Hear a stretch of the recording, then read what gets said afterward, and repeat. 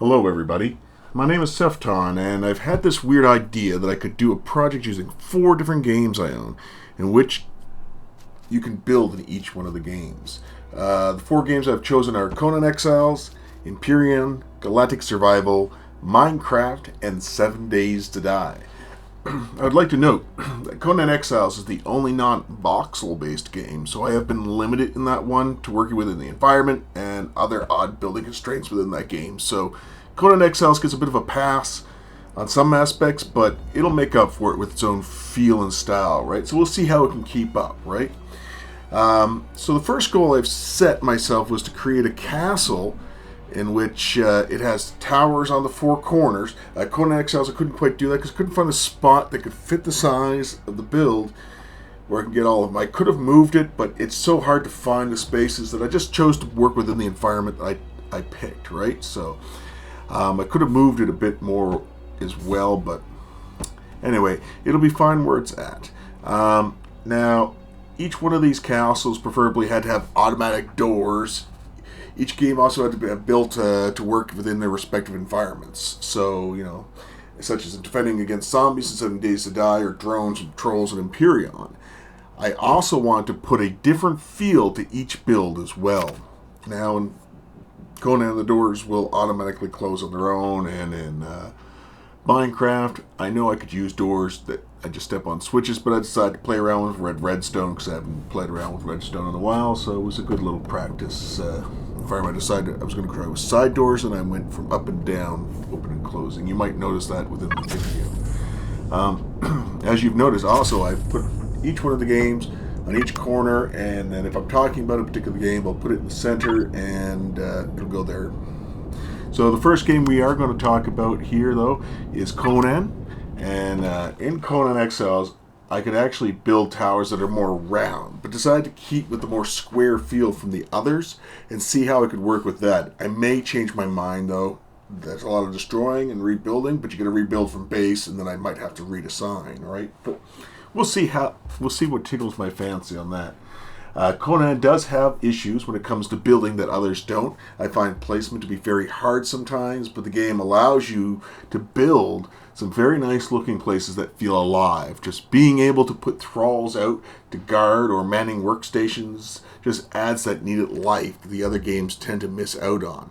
And by thralls, I'm talking like you can go out and capture other NPCs. You can take them back, you break them, you make them your thralls, right? And you can accompany you, or they can man workstations, like I was saying. They'll even guard, and I've set them up here as guards, archers, and warriors to go out.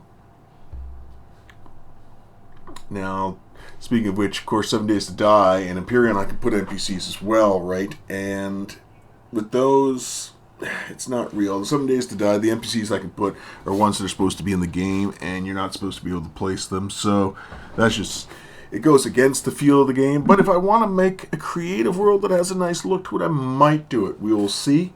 With Imperium, you can put them in as decorative pieces. And so I might put them in just to give it a nice feel, to bring it to life.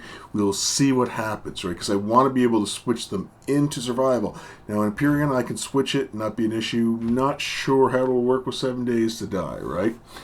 Now,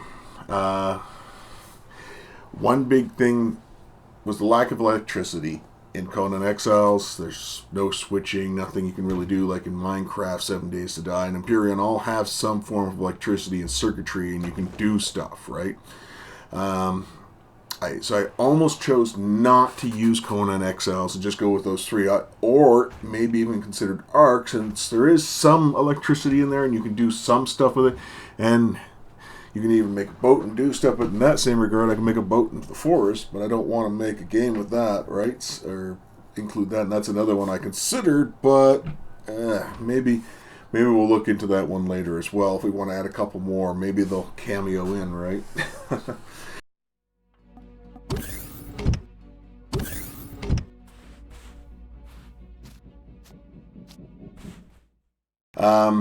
Next, we'll look at Imperium. Now, I really enjoy Imperium, but I don't play it as much as some of the others, right?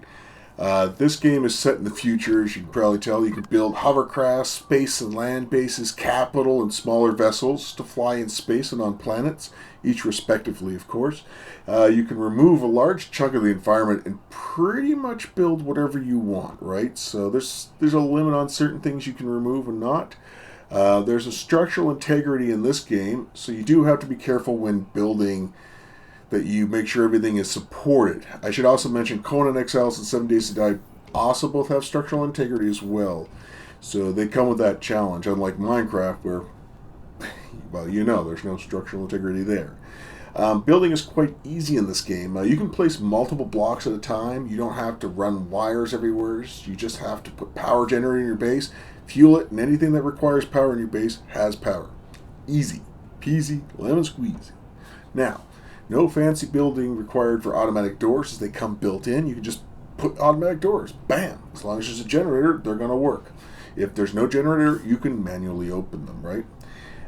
And doors come with force fields as well, so when you open them, you can go through them, but they're not going to let air in and out. Very important, because you want to be able to build airtight structures in Imperium, and that's something you can't do in the other games. There is switching in the game, where you can set up sensors and switches to make things happen, such as extending stairs or ramps for putting out your weapons and bringing your weapons back into your ships or your base. I've had to relearn each time I start the game how that works, so I'll have to relearn that again, because I did try to do that with something else and I couldn't figure it out. So I do have it up and running in another save, so I'll have to go look and see what I did there just to relearn it. And we might even just have electrical builds for each game episodes, like where we talk about, we'll do like a mini series in the series, like we'll talk about how to get the wiring to work the way you want in 7 Days to Die, in Minecraft, and in Imperium. If you guys are interested in seeing something like that, we'll come up. But I mean, if you really want to, people out there have made those videos, right? So, yeah, so that's pretty much all there is on that Imperium I'm going to talk about right now.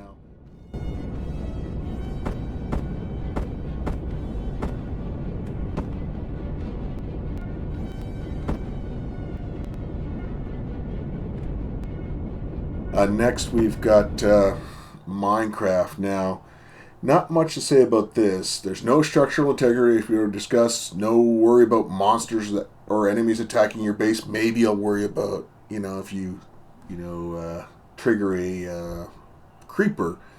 Or maybe an Enderman comes by and steals a block. I don't know. But you can really work against it. You put fencing outside, give yourself space. You'll be fine, right? Unless you're standing next to the fence and the creeper comes up. I've had that happen, but it's rare, right? And you see him coming. But sometimes you don't. I don't know.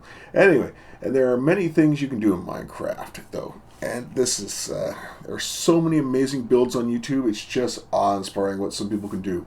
And currently, I'm actually working on a gauntlet for my daughters. My daughter and her friend, and to race through, right? And give them different options. They don't have to race the same track, right? There'll be a parkour course, there'll be a water course, a fire course kind of thing, right? And give them options, and look at each thing. There'll be puzzles and traps and tricks, and I'm just curious to see how it goes. And they can even kill each other, and there's a penalty for dying. It sends you back. You have to go through everything again, or at least back to a certain point, right? So I'm curious to see how that'll go. So I'm trying to. That does take a lot of time. So I'm back and forth between that project, this project, and I am working on something else. So you'll have to bear with me on that. Plus, I'm trying not to limit myself to one game at a time. I'm trying to keep it spread out, which has always been hard for me.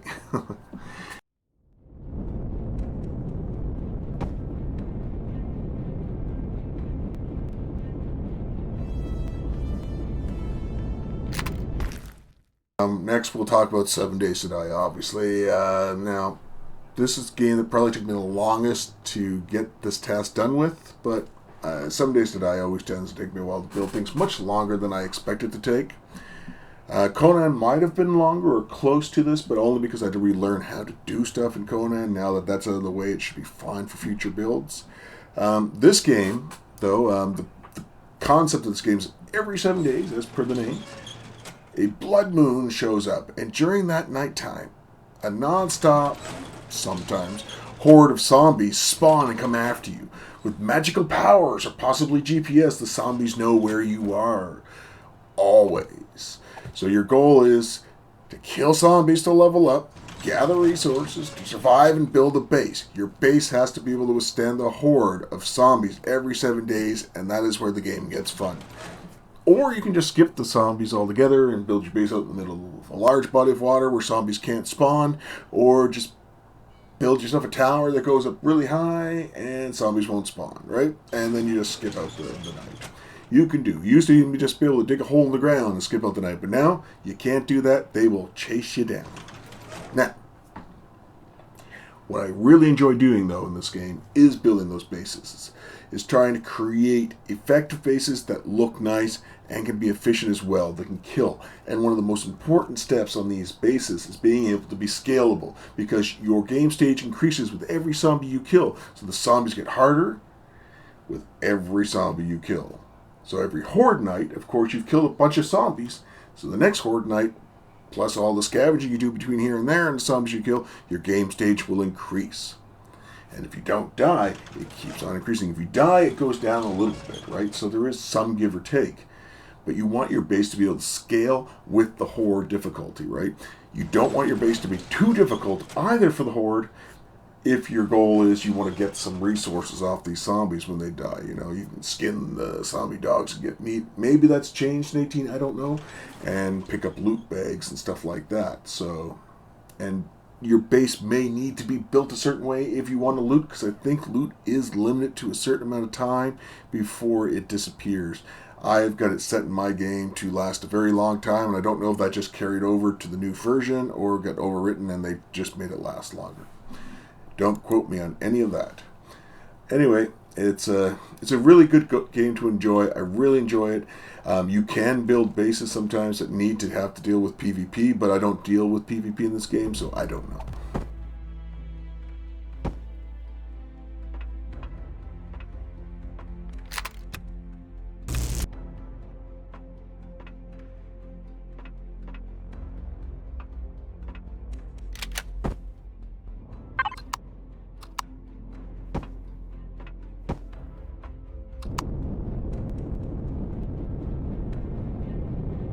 So that's just a little bit on each game.